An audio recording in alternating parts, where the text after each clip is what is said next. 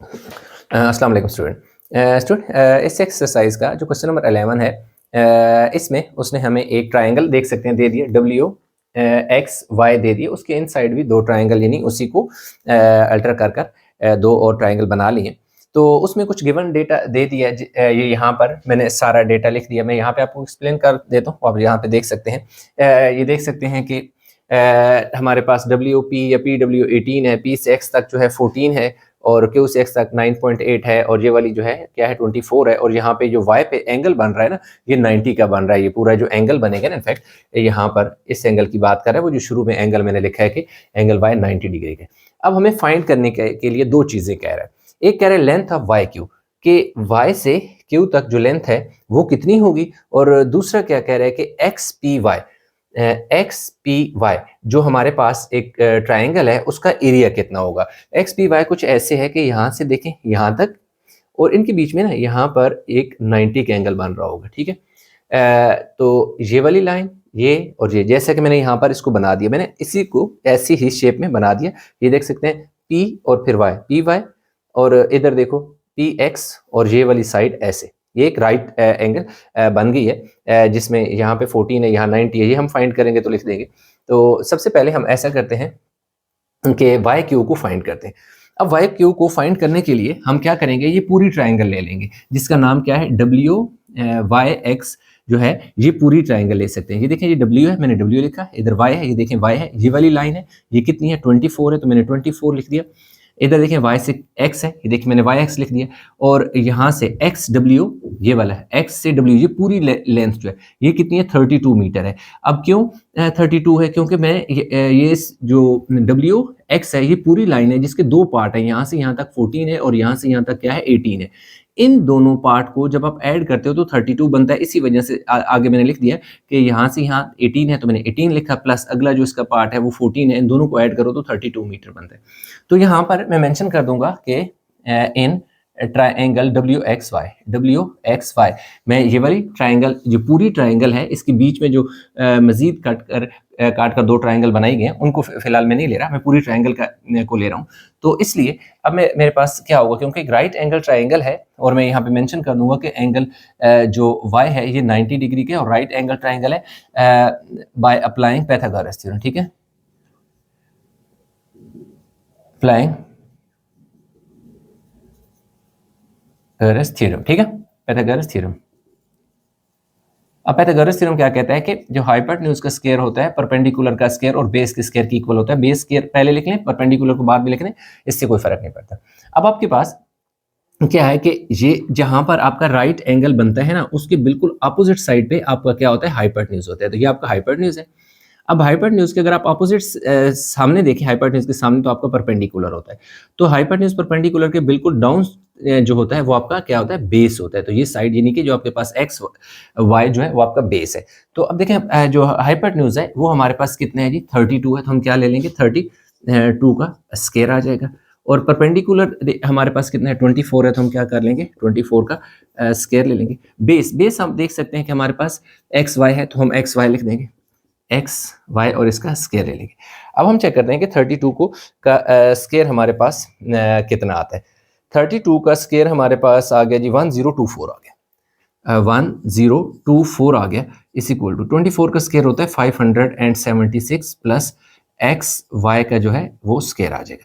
अब 1024 में से 576 माइनस कर लेंगे एक्स वाई का स्क्वायर, ये 400 समथिंग आना चाहिए, 448 इज इक्वल टू हमारे पास क्या आ गया, एक्स वाई का हमारे पास क्या आ गया स्क्वायर। अभी देखिए एक्स वाई की उसने हमसे लेंथ नहीं पूछी, हम क्यों फाइंड कर रहे हैं मैं आपको बताता हूँ। अब हम क्या करेंगे, इसका दोनों तरफ स्क्वायर रूट लेंगे, लेकिन यहाँ पर इसको मैं हल्का सा हाईलाइट भी करता हूँ क्योंकि लेटर ऑन इसको मैं आगे वैल्यू को यूज भी करूंगा, इसलिए मैंने थोड़ा सा इसको यहाँ हाईलाइट कर दिया। अब मैं क्या करूंगा कि जो 448 है इसका भी स्क्वायर रूट ले लूंगा, यानी taking square root on both side. इस साइड पे भी मैं इसका क्या ले लूंगा, स्क्वायर रूट। ये स्क्वायर से कट गया तो ये मेरे पास आ गया जी एक्स वाई आ गया। अब इस तरफ हम इसका स्क्वायर रूट अगर लें तो इसको हम लिख देते हैं 21.2 2। अब यूनिट हमारे पास इसमें क्या यूज़ हो रहा है, मीटर है, तो हम इसमें यहाँ पर आपने लिख देना है जी मीटर, यहाँ पर मीटर स्क्वायर आ जाएगा। ये आपके पास एक तो आ गई है लेंथ। अब हमें क्योंकि पूरी लेंथ ये रिक्वायर्ड नहीं थी, हमें चाहिए वाई क्यू। तो अब हम क्या करेंगे, फाइंड करेंगे length of Y Q, LENGTH, length of Y Q, क्योंकि उसने हमसे यही पूछा है ना, length of Y Q find करो। अब देखिए लेंथ ऑफ वाई क्यू हमारे पास जो आएगा वो इक्वल होगा एक्स वाई की जो लेंथ है उसमें से जो एक्स क्यू है वो माइनस कर देंगे, ठीक है। क्योंकि अब आप देख सकते हैं कि जो एक्स वाई है, ये एक्स वाई पूरी लाइन है, इस एक्स वाई पूरी लाइन में से ये जो पीस गिवन है ये निकाल दोगे तो जो पीछे पीस बचेगा जी वाई क्यू की वैल्यू होगी। तो यूं हमारे पास जो एक्स वाई है हमने अभी फाइंड किया है, दैट इज 21.2। तो आपने लिख देना जी 21.2 मीटर माइनस 9.8 मीटर। अब इसकी सब्ट्रैक्शन कैसे करनी मैं आपको साइड पे लिख के बताता हूँ, इस साइड पे लिख लेता हूँ, यानी कि 1.2 में से मैंने 9.8, तो पॉइंट को बिल्कुल पॉइंट के नीचे रखना है, यहाँ से कैरी लो, यहाँ 0, यहाँ 12 में से 4 गए, 8 गए 4, तो यहाँ 20 में से 9 गया तो 11, पॉइंट एज इट इज आ जाएगा। तो यूं हमारे पास जो लेंथ है इसकी, लेंथ ऑफ वाई क्यू, वो हमारे पास आ गई 11.4 मीटर, यानी फर्स्ट रिजल्ट हमारे पास आ गया है। इसको मैं बेशक ए कह देता हूँ, लास्ट में लिख दूंगा A and B are required result. अब मैंने क्या फाइंड करना है कि एक्चुअली मुझे एरिया फाइंड करना है किसका, यहाँ लिखा हुआ है एक्स पी वाई, यानी एक्स पी वाई जो है ना उसका एरिया फाइंड करना है। तो एक्स पी वाई की देखें, ये वाली जो पूरी ट्राइंगल थी इसको मैंने यहाँ पे निकाल लिया। तो इसमें जो वाई एक्स या एक्स वाई है, एक्स वाई की क्योंकि लेंथ में फाइंड कर चुका हूँ, ये इसलिए मैंने फाइंड की थी कि आगे चलकर मुझे रिक्वायर्ड है। इसकी जगह मैं यहाँ क्या कर दूंगा, एक्स वाई की जगह लिख दूंगा कितना जी 21.2 मीटर, ठीक है जी 21.2 मीटर। तो अब क्या है कि इसका जो एरिया है ना एक्स वाई पी, इसका फार्मूला होता है एरिया का, मैं यहाँ लिख देता हूँ, area is equal to 1/2 base multiply by height होता है। तो एक्चुअली मेरे पास तो बेस तो है, हाइट मेरे पास नहीं है, ये वाली साइड नहीं है। तो अब मैं क्या करूंगा, मैं लगाऊंगा पाइथागोरस थ्योरम। मैं थोड़ा सा आपको समझाता हूँ। अब इस ट्राइंगल को अगर मैं यूं घुमाऊं, यानी कि इस डायरेक्शन में मैं घुमा दूं, ऐसे करके घुमा दूं, तो ये देखो ऐसे घुमाऊंगा तो ये वाली कुछ ऐसे आ जाएगी, बेस में आ जाएगा, जो कि एक्स इधर आ जाएगा, पी उधर चला जाएगा, तो यहाँ से यूं आ जाएगा, ये आपका राइट एंगल वाला आ गया ये वाला, और ये वाई क्योंकि ऊपर चला जाएगा घूमेगा तो ये कुछ इस शेप में आ जाएगी।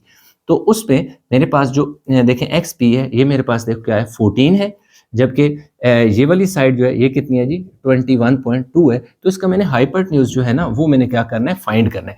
जो हाइपोटेन्यूज असल में ये वाला मेरे पास इसका हाइट ऑफ ट्राइंगल होगा। जब मेरे पास हाइट होगी तभी तो मैं इसको फाइंड आउट कर सकूंगा। तो अब मैं यहाँ मेंशन करूंगा इन ट्राइंगल, किस ट्राइंगल की मैं बात कर रहा हूँ, एक्स पी वाई, यानी एक्स पी वाई।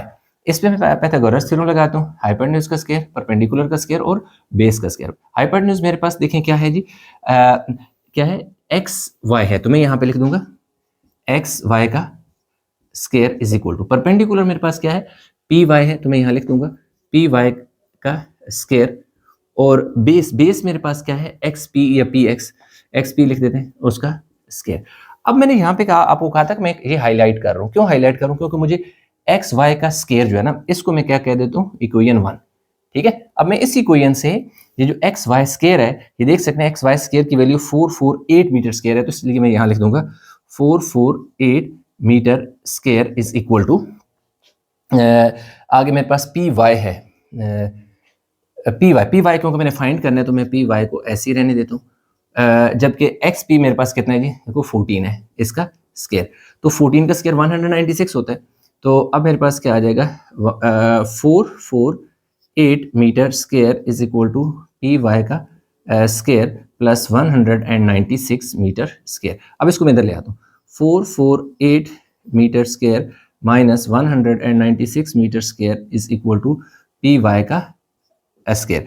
अब मैंने क्या करना है कि 448 में से 196 निकालो तो मेरे पास आ जाएगा 252 आ गया, 252 metre square is equal to P y का स्केयर। अब मैं क्या करना है, taking square root on both side करूंगा, तो यूं मेरे पास ये आ गया जी 15 पॉइंट समथिंग आना चाहिए,